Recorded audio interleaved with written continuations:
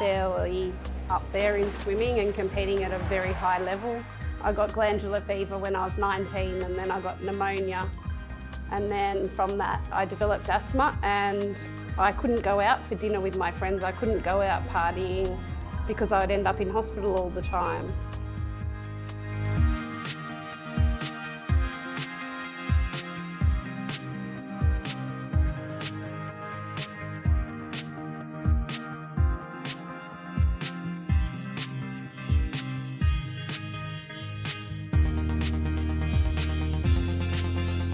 Alison relies on air purifiers to breathe easy, especially living in Sydney where it's been an exceptionally wet few months. It has been amazing. Like, I talk to my friends and they're all struggling with mould, and we've basically had very, very minute amounts. Chronic mould infecting our homes and infecting us. Basically, I had a fungal infection or mould growing in my lungs. I was pretty lucky at that point to still even be alive. In Canberra, Caitlin Ross is a walking warning. 2 years later and still recovering. The asthma sufferer doesn't know where she was exposed to mould, but she's well aware of its harm. I was a bit disgusted, to be honest, because mould is something you kind of think is a bit gross and icky, and that was inside of me. After the wettest year on record, it's breeding and multiplying in our cars and in the air. It's not just the visible mould that you can see, but we're all breathing in lots and lots of mould spores every day. People with depleted immune systems can get a pure infection, but thankfully that's very rare.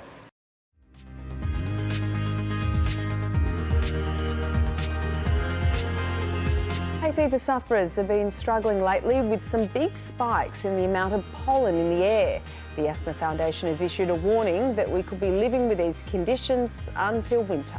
The worst pollen seasons on record, with spikes in Sydney, Melbourne and Tasmania too. Since the La Nina weather patterns have kicked in, it's really stepped up even further, which is quite alarming. But advocates have renewed their push to phase out wood fire heaters in urban areas to protect asthma sufferers from what they say are dangerous levels of air pollution. The latest survey from Asthma Australia suggests 3/4 of the country agree wood fires should not be allowed in the city.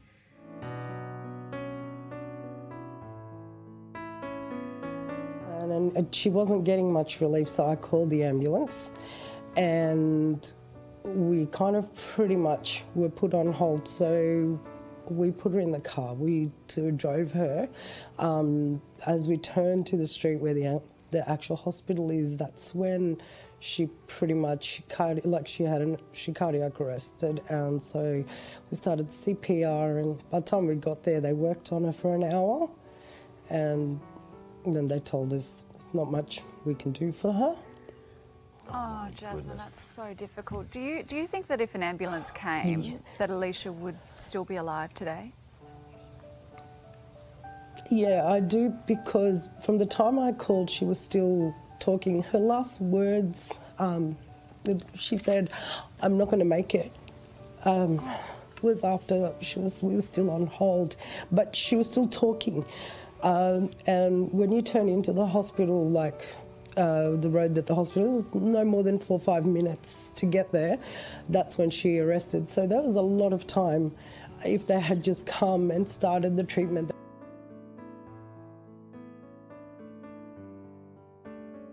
Stigma is preventing some people with asthma from seeking treatment. That's the message this Asthma Week, as we're all being encouraged to support and understand the 1 in 9 patients with the condition. Zoe Keith was diagnosed with asthma after a bad bout of laryngitis 3 years ago. Usually you will start off small, you get that dry cough.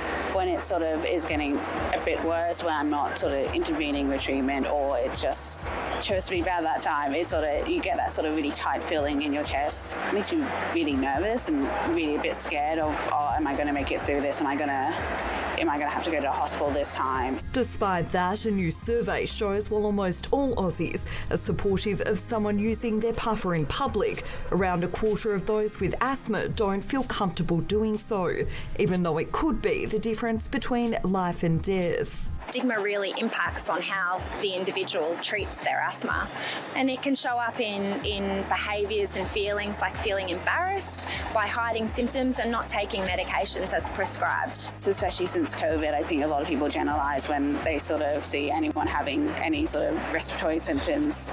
They break out in a halo, they start coughing, anything like that. You sort of get worried that everyone's going to think that you have COVID or the flu or something like that. It's prompted calls for the community to help break down the stigma. By having a conversation with someone who's living with asthma and asking what it's like, and then asking how they may be able to better support that person in the workplace, in a community group, or just in life generally. Asthma can happen to anyone. Anyone can be diagnosed with asthma at any sort of age.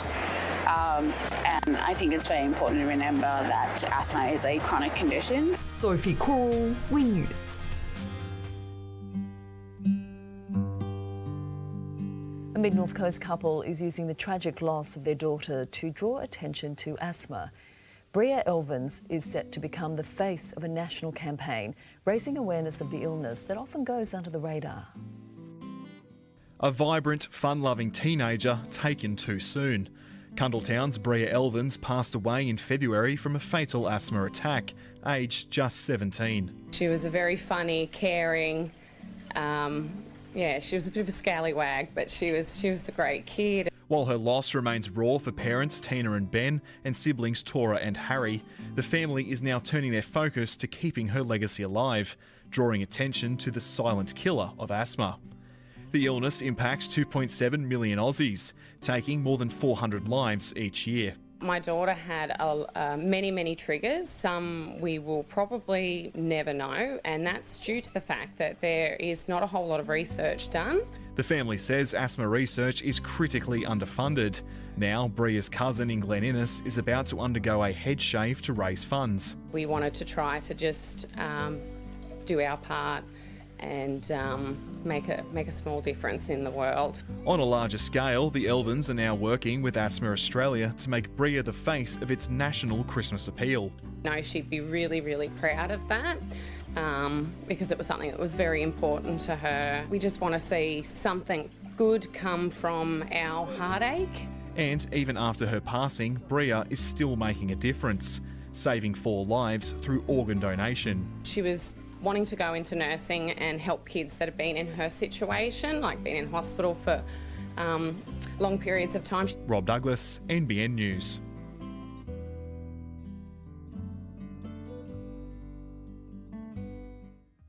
Caitlin missed work today because she had an anaphylactic episode. Lots of dizziness and nausea and extreme rash all over my face, as well as the difficulty breathing. Caitlin's reaction was caused by the high level of grass pollen in the air. It's very stressful on your body to have those kinds of episodes.